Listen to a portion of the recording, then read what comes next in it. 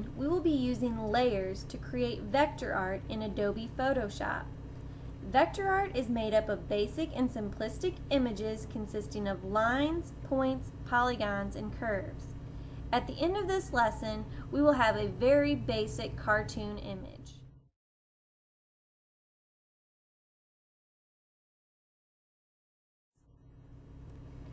Now we can prepare to use layers to edit our image. The first thing we need to do is go to Window and then come down to Layers. And this will open the Layers window. Now mine is expanded out, so I have lots of workspace here for my layers. However, whenever you open yours may be smaller. So you may need to expand it for this project so that you have plenty of space to work with here. The use of layers allows changes to be made to an image without altering the original image. The layers can be stacked on top of each other and then combined into one composite image. A layer or part of a layer is transparent where there is no image, which allows the image or layers below to be seen. As you can see, the default layer has already been set by Photoshop, and this is the background layer, which is set to lock. Photoshop has also created another layer for us, which is our original image, which is exactly what we're going to name this layer. You can rename a layer by double-clicking on this text. And as I said before, we are going to name this Original Image.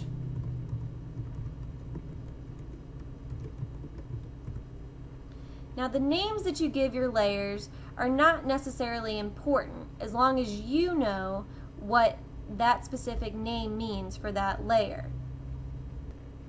Now we are going to create 3 additional layers, and we are going to do this by clicking on the Create a New Layer button. And I'm going to click it once and click it again, and I'll click it again. And as you can see, Photoshop has stacked 3 more layers on top of my original image. These layers are going to represent my base colors for my image.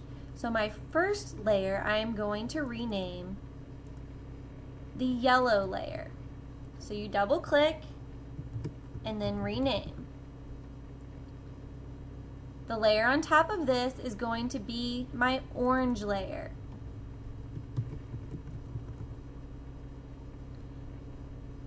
And this layer, the top layer, is going to be the white layer.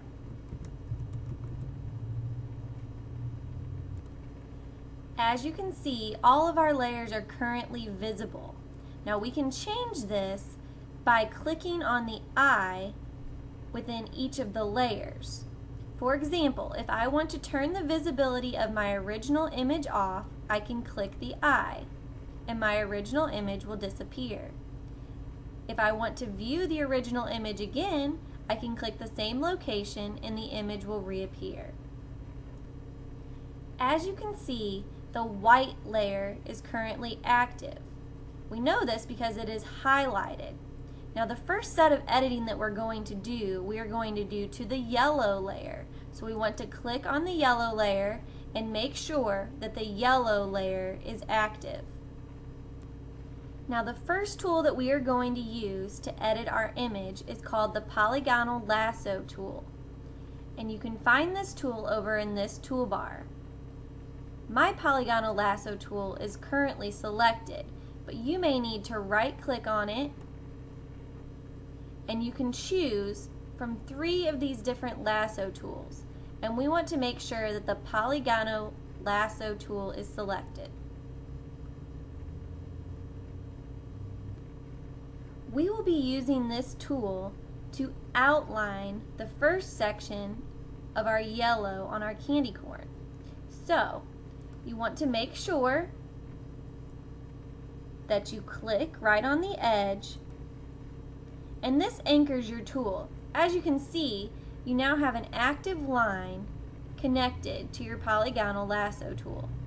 So, what you want to do is make small clicks in order to outline the area that you would like to select on your image.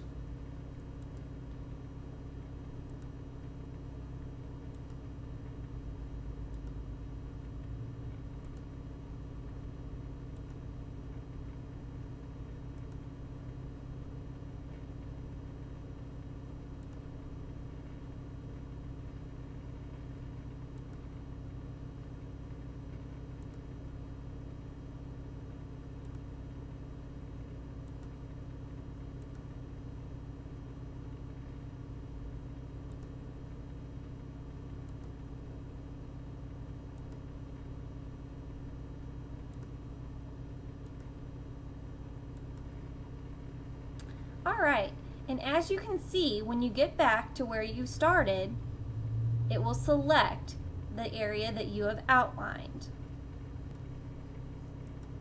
Once you have selected the area that you want to edit, you can come over here to your toolbar and select the eyedropper tool. The eyedropper tool, when you click in the selected area, will pick up the color in that area and add it to your color palette. Now before you make any changes, you want to make sure that the layer that you are wanting to edit is the active layer. So my yellow layer is active, and I am editing this yellow portion of my candy corn. So now that I've picked up the color that I want and I have it on my palette, I can use either the brush or the paint bucket to add that color to this selected area. I am going to choose to use the paint bucket. So I select the paint bucket and come over to my image and click to fill that area with my color. Now that you are familiar with these techniques, I would like you to try on your own to edit your orange layer and your white layer. Now your image should look similar to mine. As you can see, we have kind of hard lines here between our layers. So in order to make these lines look a little more natural and have a better appearance, we can use a tool called the blur tool. Now my blur tool is currently visible, but you may need to right click and select from these tool choices, select the blur tool. Now this blur tool will only blur on the layer that is active. So right now my active layer is the white layer. So I can blur the edges of this white layer. And to blur, you just need to click and hold down until you reach the appearance that you want.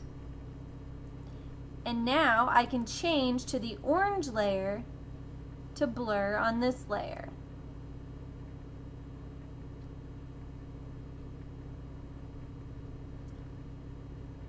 And this just creates a slightly more natural look to our image. Now, if you would like to see only the artwork that you have created, you can turn the visibility of the original image off.